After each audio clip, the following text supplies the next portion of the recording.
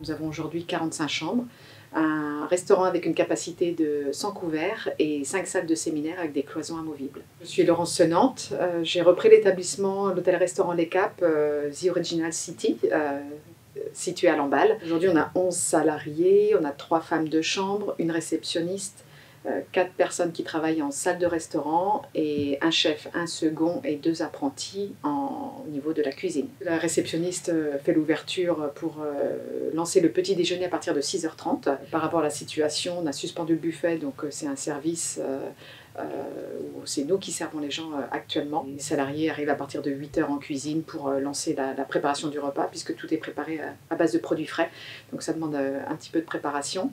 Les femmes de chambre arrivent vers 7h30, puisqu'on a une clientèle essentiellement professionnelle, donc les personnes partent assez tôt le matin, ce qui permet de démarrer le nettoyage des chambres rapidement. Les serveurs arrivent pour la mise en place de la salle à partir de 9h30. Le service, très important, on est sur 80-100 couverts le midi, donc de midi à 14h, le temps de tout nettoyer, redresser. Les serveurs peuvent partir à 15h30. Ensuite, il y a la réception l'après-midi avec l'arrivée des clients pour les check-in. Le deuxième service du soir qui redémarre à partir de 19h où toute l'équipe revient. Pour la réception, l'accueil, la capacité, l'empathie qu'on peut avoir envers les clients est très importante. C'est vrai que là, pour le coup, il y a une notion de savoir-être, une capacité aussi à absorber le stress du client quand il arrive, s'il y a un souci. On demande là un minimum de connaissances et de parler anglais, puisqu'on a une clientèle étrangère de plus en plus régulièrement. C'est un BTS tourisme qui peut être à requérir. Au niveau des chambres, vous avez maintenant des formations CAP, agent polyvalent de restauration, mais une personne motivée, on peut tout à fait lui apprendre le métier. Il y a beaucoup d'exigences au niveau des chambres, il faut que ce soit d'une propreté irréprochable, ça c'est indispensable. On a une réputation qui est visible sur les réseaux. C'est des personnes du coup qui peuvent être un petit peu plus timides, qui peuvent avoir plus de retrait vis-à-vis du client. C'est pas du tout un souci. En revanche, c'est vraiment la recherche de la propreté.